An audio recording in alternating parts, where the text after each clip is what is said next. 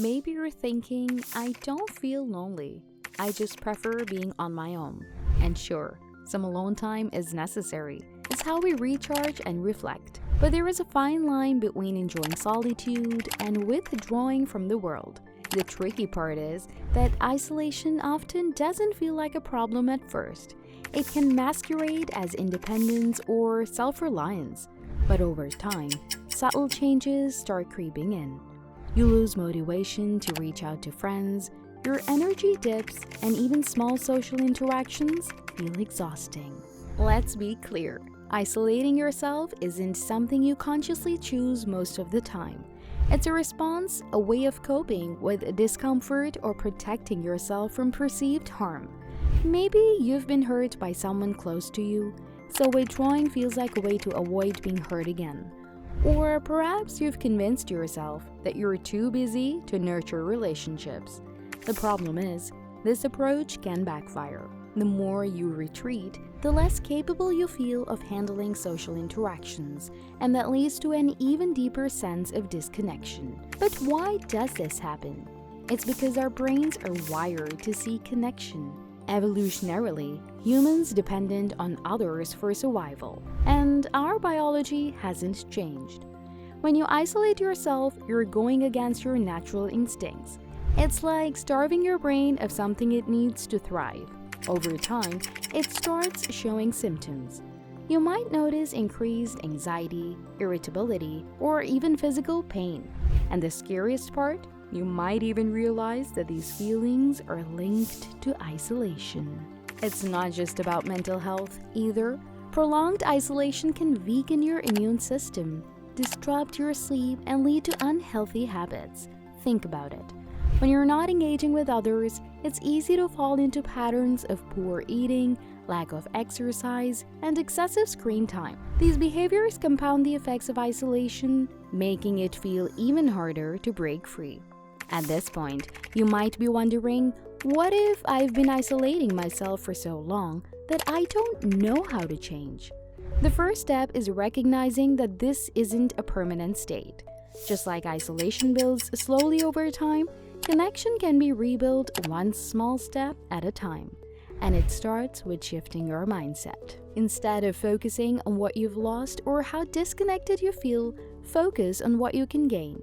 Think about the joy of laughing with someone who gets you, the comfort of sharing your struggles with a trusted friend, or the simple warmth of being in the presence of others. These moments are what make life rich and fulfilling, and they're worth fighting for. Sometimes, the hardest part is taking the first step, but it doesn't have to be a giant leap. Start small. Send a text to a friend you've been meaning to reconnect with, say hello to a neighbor, or even join an online community where you can interact at your own pace. The goal isn't to overwhelm yourself, but to remind yourself that connection is possible and rewarding. It's easy to think that isolation is only obvious when someone is completely withdrawn, avoiding all contact with others. But the truth is, isolation often starts subtly, in ways you might not even recognize. It can begin with canceling plans once in a while, telling yourself you're too tired, or that you just need some time to yourself. Maybe you start ignoring group chats or leaving messages unanswered, not because you don't care, but because it feels easier.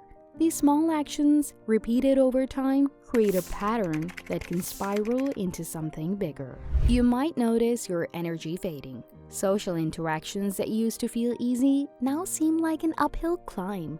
You might avoid eye contact in public or even feel relieved when plans are cancelled. Over time, these habits become second nature, and you convince yourself that you're just not a people person.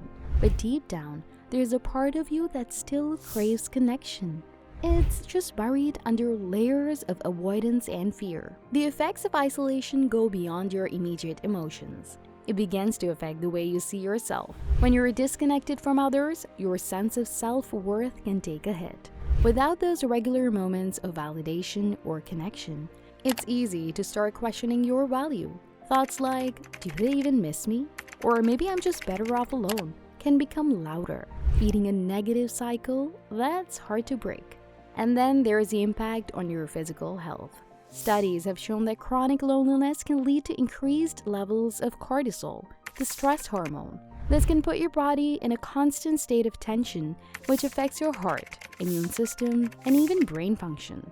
You might notice you're getting sick more often, struggling to concentrate, or feeling constantly fatigued. What's surprising is that these symptoms often go unnoticed because they develop gradually. You might not connect them to your isolation, but the link is undeniable. What about your relationships? Isolation doesn't just keep you away from others, it can also change the way you interact with them. When you're used to being alone, you might find yourself more irritable or impatient during conversations. Small misunderstandings feel bigger, and you might push people away without realizing it. This creates a self-fulfilling cycle. The more disconnected you feel, the harder it becomes to engage with others, and the more isolated you become. Breaking out of isolation doesn't mean you have to suddenly transform into a social butterfly. In fact, trying to do too much too soon can feel overwhelming and push you further away. The key is to start small, focusing on meaningful connections rather than quantity. It's not about how many people you interact with. It's about the quality of those interactions. Here is a practical step to begin. Pay attention to your habits. Are there moments in your day when you could invite connection? Maybe it's greeting the barista at your coffee shop, chatting with a coworker, or even smiling at a passerby. These small moments of interaction remind you that you are a part of a larger world. They might seem insignificant, but they can have a profound impact on your mood and sense of belonging. Another important step is to challenge the narratives in your head. When you catch yourself thinking, "they don't care," or "I'll just be a bother," ask yourself if that's really true. Often, these thoughts are based on fear rather than fact. People care more than you think, but they might not know how to reach you if you've been distant. Reaching out, even in small ways, can open doors you didn't realize were still there. Isolation isn't a permanent state. It's a temporary phase that you can move through. With awareness, small changes, and a bit of courage, you can begin to rediscover the connections that make life meaningful. If you've made it this far, you already know one thing. Isolation isn't where you belong. The good news? Rebuilding connection is entirely within your reach, no matter how long you've been disconnected. It's not about making drastic changes overnight, but about taking intentional steps forward. Let's explore how to do this in practical, achievable ways. First, understand that connection starts with you. Before reaching out to others, reconnect with yourself. Take a moment to reflect on what makes you feel alive.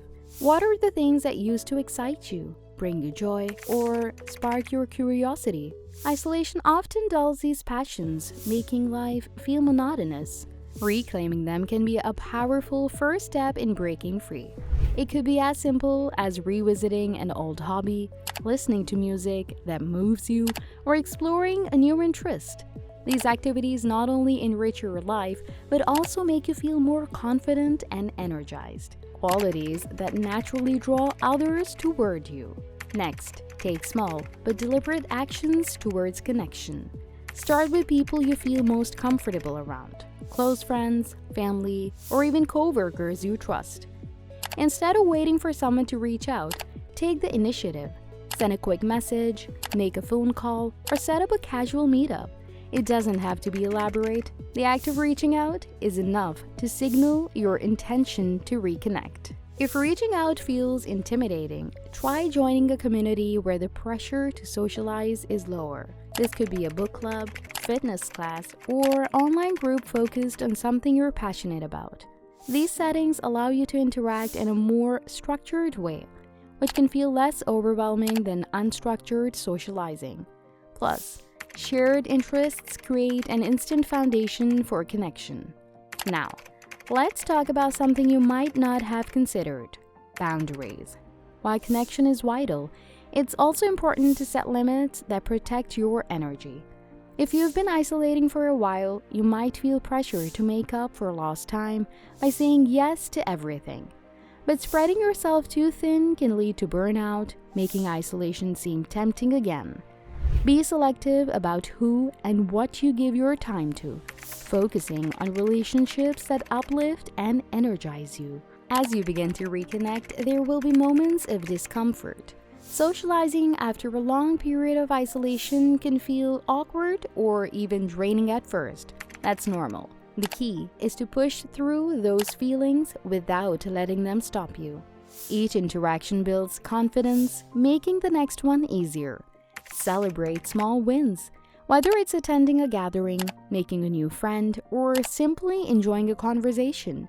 These moments are stepping stones towards a richer, more connected life. Finally, remember that connection doesn't always mean deep, heart-to-heart conversations. It can be as simple as exchanging smiles with a stranger, sharing a laugh with a colleague, or giving someone a compliment. These small gestures ripple outward, creating a sense of belonging that extends beyond close relationships. If you found this video helpful, don't forget to like, share, and subscribe for more content like this.